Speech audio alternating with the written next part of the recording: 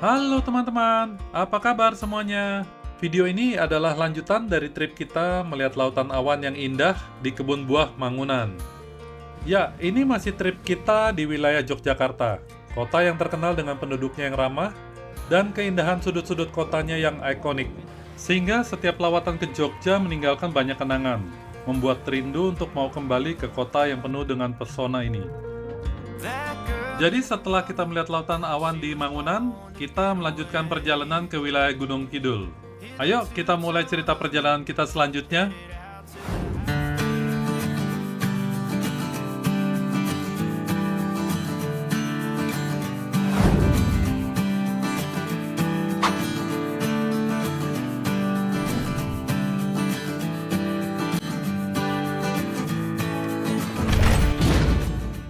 Dalam perjalanan menuju Gunung Kidul, gue senang sekali masih bisa melihat kebudayaan khas Indonesia yang sudah semakin langka, yaitu gotong royong.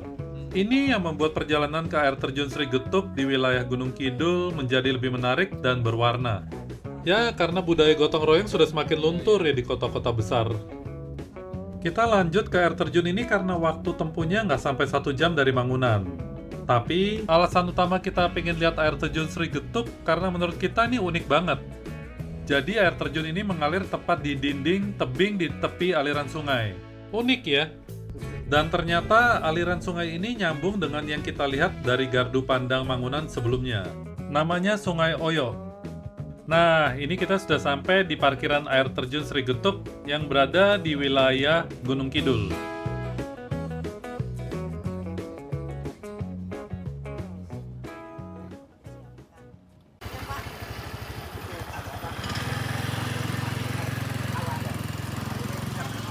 Yes, kita sudah sampai di air terjun Sri Getuk.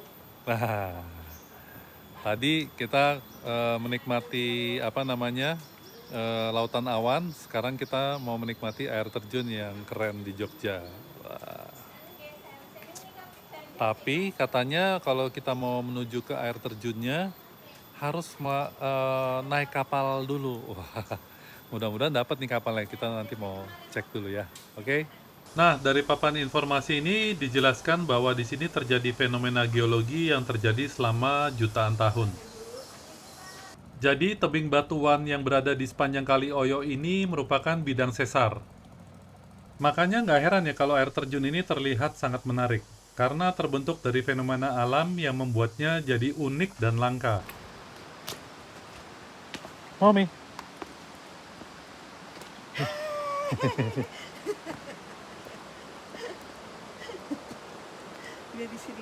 Nah, di sebelah kiri bawah tangga ini ada dermaga tempat perahunya.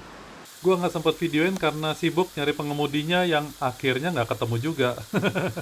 Oh, ternyata karena masih sepi dan kita wisatawan pertama, jadi perahunya memang belum disiapin. Tapi nggak apa-apa juga sih, karena kita bisa jalan kaki juga ke air terjunnya. Jadi ada jalur daratnya yang menyusuri pinggiran sungai. Gua sih seneng-seneng aja karena hitung-hitung bisa sambil berolahraga, ya kan?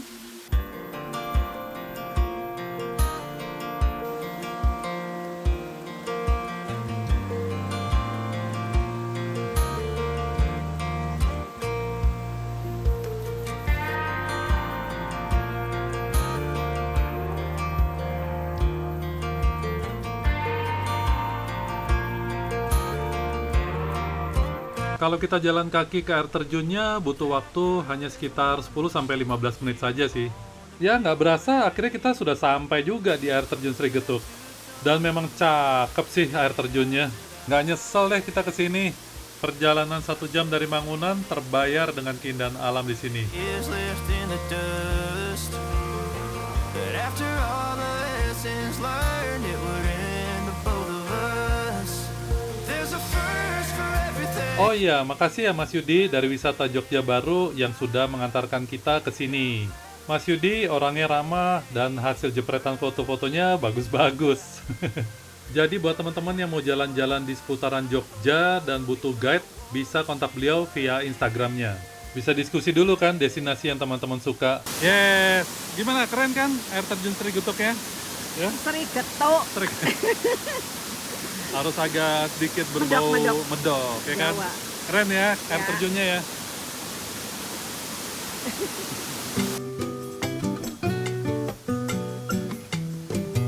Air terjun Sri Getuk memiliki ketinggian sekitar 25 meter dan memiliki 3-5 terjunan tergantung dari musim.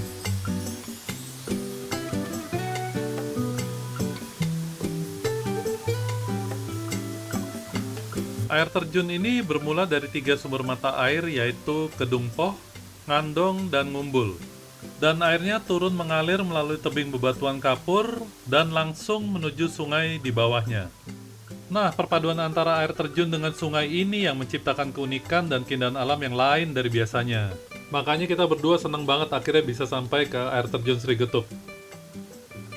Yang lucunya awalnya kita kan ngebayangin naik perahu sampai ke depan air terjunnya seperti yang kita lihat di medsos.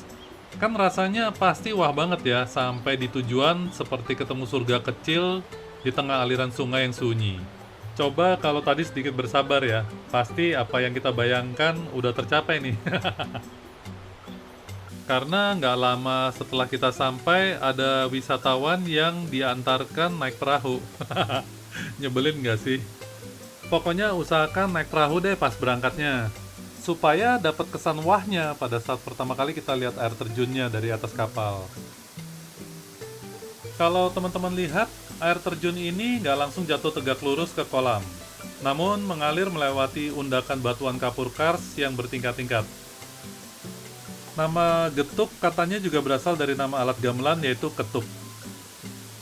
Kita bener-bener rasanya betah banget di sini, karena ngambil foto di sini tuh hasilnya bagus banget.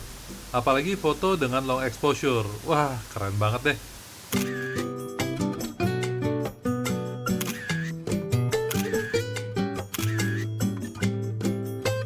Keren kan foto-fotonya di sini? Apalagi kalau teman-teman yang suka fotografi dan suka foto-foto di alam, pasti cocok banget nih ke sini. Nah, nggak berasa hari sudah semakin siang, dan kayaknya sudah ada kapal yang menunggu kita untuk kembali ke dermaga.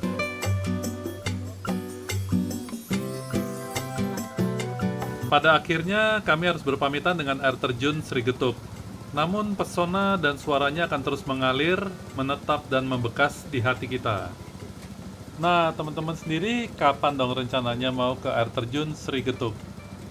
Di saat perahu perlahan menjauh dan gemuruh air terjun Sri Getuk semakin samar terdengar, ini malah jadi momen yang berkesan dan kita nikmati, sebelum akhirnya kita beranjak pulang.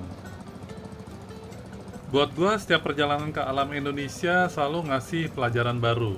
Semakin sering melihat keindahan seperti air terjun Sri Getuk ini, gue semakin sadar kalau alam ini adalah anugerah yang luar biasa. Jadi kita bukan cuma datang untuk menikmati keindahannya, tapi juga punya tanggung jawab loh untuk ngikut menjaga dan melestarikannya.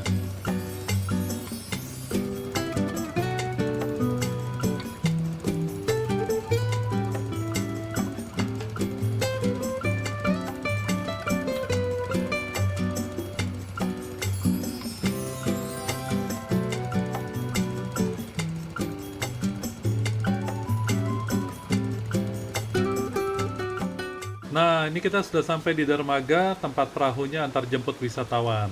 Oh, kenapa? Sini. Ini loh dermaga yang gue cerita nggak nemu perahunya di pagi hari sampai kita akhirnya jalan kaki. Jadi pagi-pagi ibunya baru goreng, kita beli biar panglaris. Satunya 1.000. Sudah ada Jakarta. Nah, teman-teman kalau kesini kita ramaikan yuk dagangan dari warga sekitar.